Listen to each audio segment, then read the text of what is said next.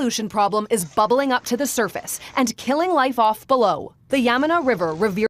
England's rivers are filled with a chemical cocktail of sewage, agricultural waste and plastic, according to a cross-party group of MPs. And it's putting both... Imagine a world where every sip of water you take is contaminated. Sounds terrifying, right? But this is the harsh reality for millions around the globe. Water pollution has silently crept into every corner of our lives, threatening health, ecosystem and economies. Today we are diving deep into this crisis, uncovering its cause, its devastating impact and most importantly the solution we need to embrace.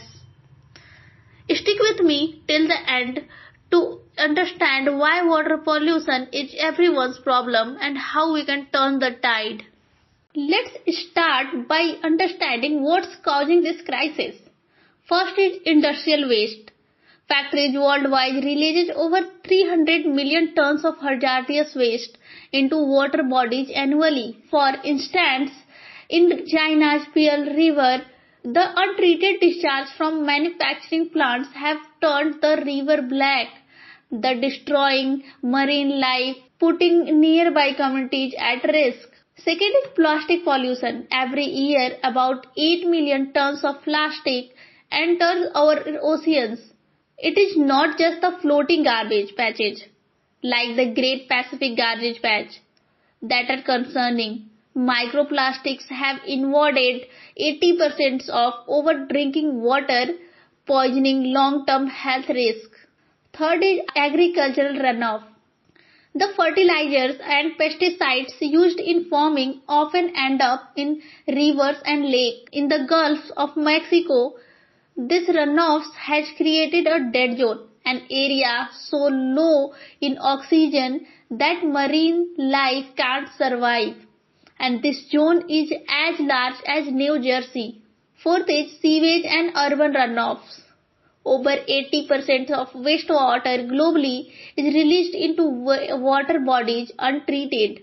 Cities like Lagos, Nigeria struggle with untreated sewage overflowing into rivers, endangering millions who rely on them for drinking water. Now let's talk about the ripple effect of polluted water. First is health risk. Contaminated water is silent killer responsible for 485,000 deaths annually. Diseases like cholera, dysentery and typhoid thrive in polluted water. Take Flint, Michigan as an example. Lead poisoning in the water supply lead to public health disaster affecting thousands, especially children. Second is ecosystem destruction. Pollution does not just kill fish, it destroys entire ecosystems. Coral reefs are bleaching due to chemicals. Fish populations are plummeting and wetlands. Our natural water filters are disappearing. Over 40% of the world's wetlands have vanished in the past centuries. Third is economic consequences. Globally, water pollution costs us $600 billion each year. Fishers collapse, tourism declines, and healthcare costs skyrocket. In Vietnam, Mekong Delta, fishermen are losing their livelihoods as fish stocks dwindle due to polluted waters. To grasp the severity of this crisis, let's look at what is happening around the world. First is Ganges River, India. Despite billions spent on cleanup efforts, the Ganges remains one of the world's most polluted rivers. Industrial waste and untreated sewage continues to flow into its water, endangering both sacred rituals and public health. Second is Lake Victoria in Africa. This lake is a lifeline for millions in East Africa, but agricultural runoff has led to excessive algae growth, depleting oxygen and killing fish. The surrounding communities now face a drinking water crisis. Third is the Mississippi River in USA. Known as the chemical corridor, the Mississippi River is heavily polluted with pesticides and industrial chemicals. This contamination threatens both aquatic life and the drinking water of millions. Now let's talk about the practical solutions. The good news is we are not powerless. Here is how we can tackle water pollution. First is policy interventions, setting the stage for change. Governments play a pivotal role in addressing water pollution. Policy interventions can enforce stricter regulations on industries, promote sustainable practice, and ensure accountability. For example, in Rwanda, single-use plastics were banned in 2008. This policy has drastically reduced plastic waste, clogging their water bodies and serves as a model for nations worldwide. Also, in Singapore, the government invested in cutting-edge water recycling technology, creating new water NEW. This system treats wastewater to standards even higher than regular drinking water, meeting 40% of nation's water needs. Strong policies are not just prevents further pollutions but also create a framework for sustainable growth. Governments must prioritize water management as a cornerstone of public health and economic stability. Second is community actions. The power of people. Communities around the world are rising to the challenges, proving that collective actions can make a significant difference. In Kenya, volunteers organized a cleanup drive for the Nairobi rivers. Over time, their efforts restored water quality and biodiversity, benefiting both the environment and the local livelihoods. Also, the citizens of Copenhagen, Denmark, worked together to clean up the city in harbor. Today, the water is so clean that you can swim in it, and the project has become a source of pride and a tourist attraction. Third is technological innovations, harnessing the power of science.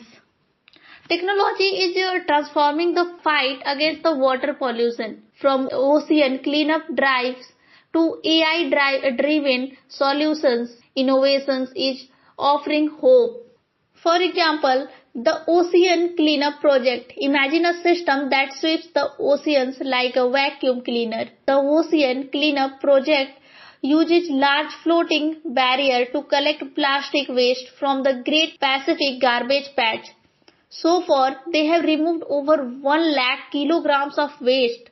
In Japan, AI-powered sensors monitor water bodies in real time, detecting pollutants instantly. This technology enables authorities to act before the contamination is spread. These innovations show that with the right tools we can reverse years of damage. Supporting technological solutions through funding and advocacy is crucial.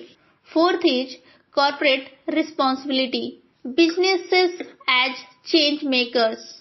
Industries are one of the largest contributors to water pollution, but they also hold the key to its solution. Many companies are stepping up to reduce their environmental impact. For example, Unilever has committed to halving the water used in its manufacturing process by 2030. Their factories now recycle over 90% of wastewater, setting an example for others. Also, Coca-Cola has launched initiatives to replenish over water than it uses. In 2021, they achieved water neutrality in several regions, meaning they returned as much water to nature as they consumed. Would you support companies that prioritize sustainability? Your consumer choice can drive this change. Fifth is individual actions. Every drop counts. You don't have to wait for governments or industries to act.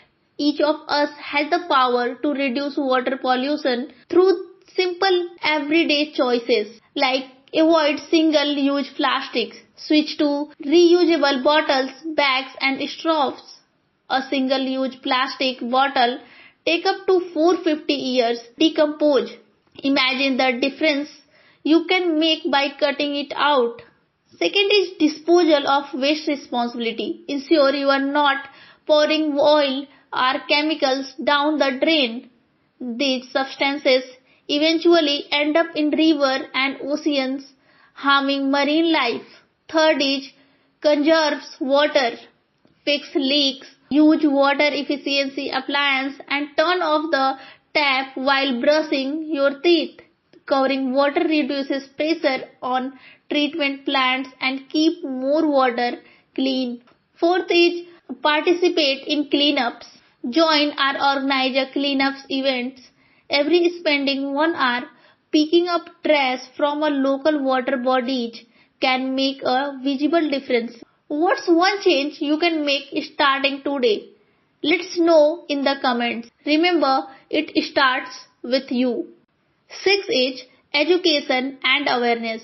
Building a conscious society. Education is the backbone of long-term change. Schools, media, and campaigns can teach the next generations about water conservation and pollution prevention.